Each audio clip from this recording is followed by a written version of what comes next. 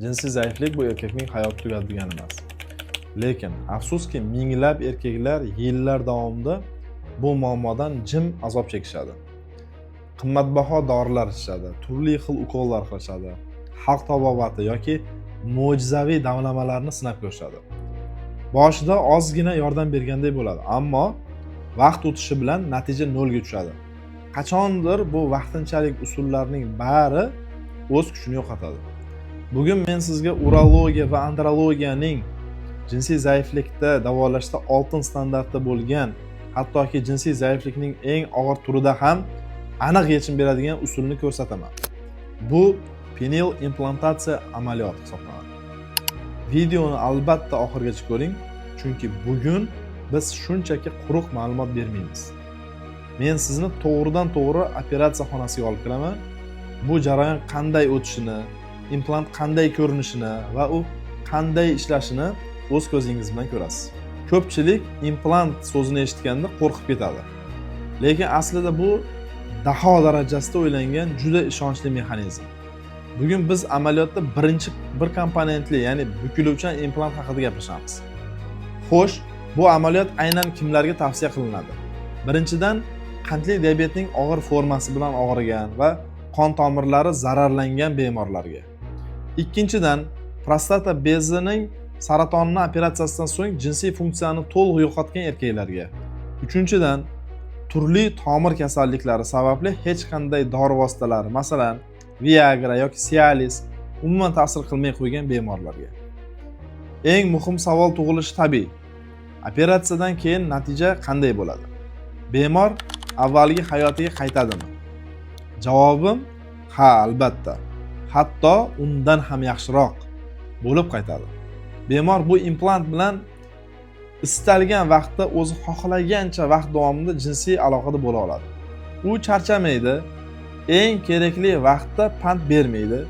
Shuningdek, erkakda xohish, hissiyot, ya'ni sezgi va urug' chiqish jarayoni o'zining tabiiy holidek to'liq saqlanib qoladi. Yana bir muhim jihati, implant tashqaridan qaraganda umuman bilinmaydi.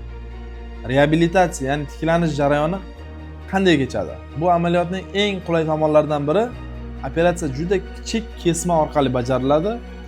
Bemor klinikada bor yo'g'i 2 yoki 3 kun yotadi va o'z oyog'i bilan uyiga, ya'ni javob beriladi, uyiga ketadi. Taxminan 4-6 haftadan so'ng esa to'liq aktiv jinsiy hayotga qaytishi mumkin. Xullas, do'stlar, quruq gaplardan zerikkan bo'lsalaring, davay, turamizda endi sizlarni operatsiya jarayoniga olib kiraman.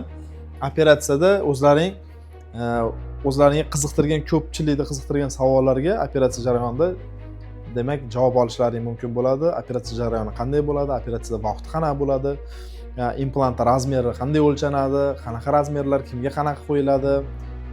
Shunga o'xshash qiziq bo'lgan savollarga albatta javob olishlaring mumkin. Nazariy ma'lumotlar hammaga tushunarli bo'ldi deb o'ylayman. Endi quruq gaplar, safsatabozlikni yig'ishtiramizda operatsiya jarayoniga kiramiz.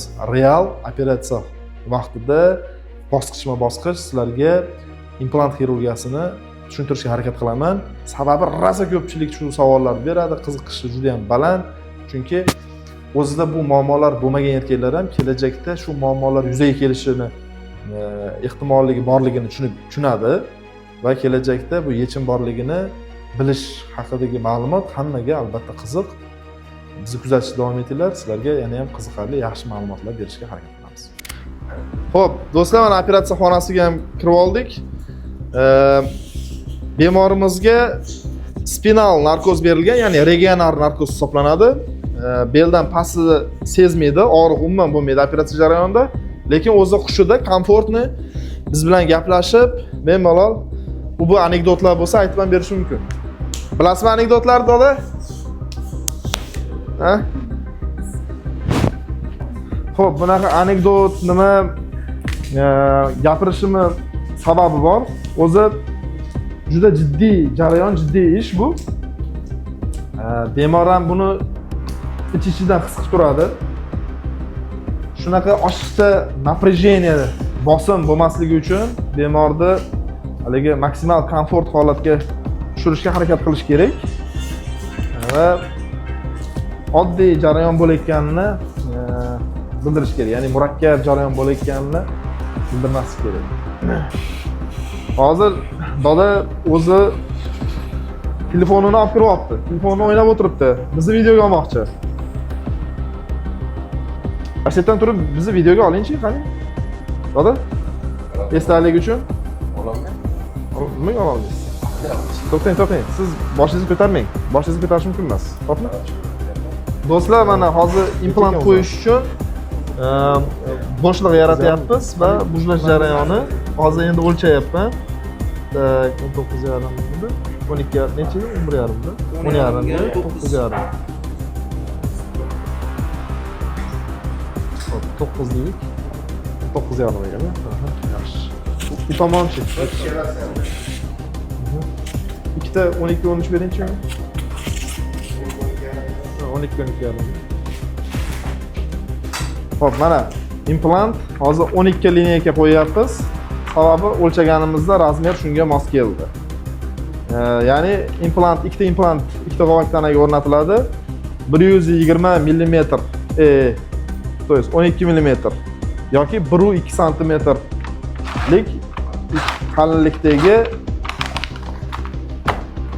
ikkita mana bunaqa silindrik shakldagi implant.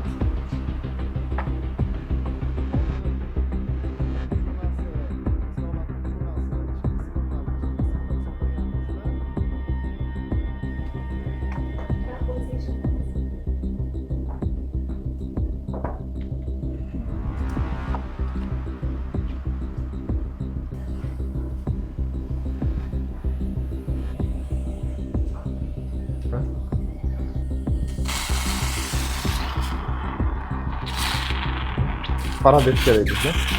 Pastga.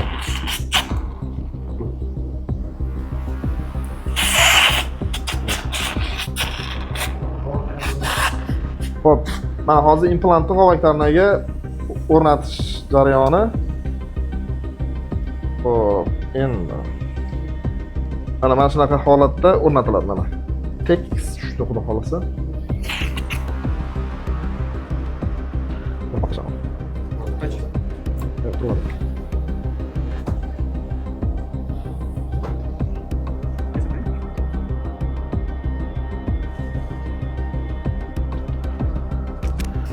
Navbatdagi bemorimizda jinsiy zaiflikni og'ir turida implantatsiya jarayoni muvaffaqiyatli bajarildi. Yopiq Telegram kanallarimiz ham bor, a'zo bo'lishlari mumkin. Qo'yib boramiz bularni ham, natijalarni ham. Xudo xolasa hozir zo'r bo'ldi. Endi tikish jarayoni qilib qo'yilsa bo'ldi dedi. Implant zo'r o'tirdi. Tabriklayman. Xudo xolasa endi bundan buyoq yaxshi bo'ladi. 60 dan o'tdim, 50 dan o'tdim yoki 70 dan o'tdim. Bo'ldi, yetadi endi deb o'ylaydi rohligilar. Qanaqa qaraysiz bu narsaga? To'g'rida u. To'g'rimi? Yosh o'tsa ham kerakda, jinsiy aloqa bo'lishi kerakda, to'g'rimi? Hayot shu chog'da yaralgan, o'qishda bo'lishi kerakda, oxirigacha shunday bo'lishi kerak. Xuddi jinsiy aloqani hayotga sifat ko'rsatish darajasi, misol uchun ayrim kasalliklar bor, odam ovqatlanolmaydi. Faqat kapelnitsa qilinadi. O'sha kapelnitsadagi berilgan ovqatlarning evaziga oziqlanadi, ya'ni parenteral pitaniya deydi-da buni. Xuddi shunga o'xshaganda bu ham. To'g'rimi? Shunday. Hali mazza qilib, hatto kuniga bir mahal bir ovqatlanmasangiz, normalniy bo'lmaysiz-ku, to'g'rimi? Xuddi shunga o'xshagan narsa bu ham. Hurmatli erkaklar, mana ko'rib turganingizdek, jinsiy zaiflikni har qanday turida ham hozirgi kunda to'liq yechim bor. Muammodan to'la-to'kis qutulib, hattoki eng sog'lom paytidagi holatingizdan-da yaxshiroq holatga chiqishingiz mumkin. Agar sizda yoki yaqinlaringizda jinsiy zaiflik bo'lib, bu jinsiy zaiflik o'rta og'ir yoki og'ir turiga qarab ketayotgan bo'lsa, davolash choralari yordam bermayotgan bo'lsa, albatta quyidagi manzillar, quyidagi raqamlar orqali shaxsan meni qabulimga yozilishingiz mumkin. Qabulda sizni ko'rik va tahlillardan o'tkazib, aniq yo'nalishdagi yechimni qilib berishga biz sizga nima deydi, va'da beramiz. Zamonaviy tibbiyotning zamonaviy ilmlaridan foydalangan holatda hammani ham operatsiya qilmaymiz. operatsiya ko'rsatmasi bor odamlarga operatsiya qilamiz. Operatsiyasiz muammosini hal qilish mumkin bo'lgan erkaklarga albatta bu choralarni, ya'ni operatsiyasiz choralarni ham qo'llashimiz mumkin. Lekin operatsiyaga muhtoj bo'lib turib, operatsiyasiz choralarni qo'llasak, bizni ham qo'limizdan insonlar shifo topmaslik ehtimoli bo'lishi mumkin. Shuning uchun to'g'ri har bir insonga individual yondashgan holatda, holatidan, muammosidan, keltirib chiqarayotgan sababidan kelib chiqib yondashsak, har qanday jinsiy zaiflikni davosi, shifosi bor. Albatta, mana sizlarga ma'lumotlar murojaat qilishingiz mumkin. Ushbu videoga like bosing, izohlarda savollar qoldiring. Biz sizlarga shu savollaringizga qarab ham keyingi videolarimizni demak chiqarishimiz mumkin. Salomat bo'ling.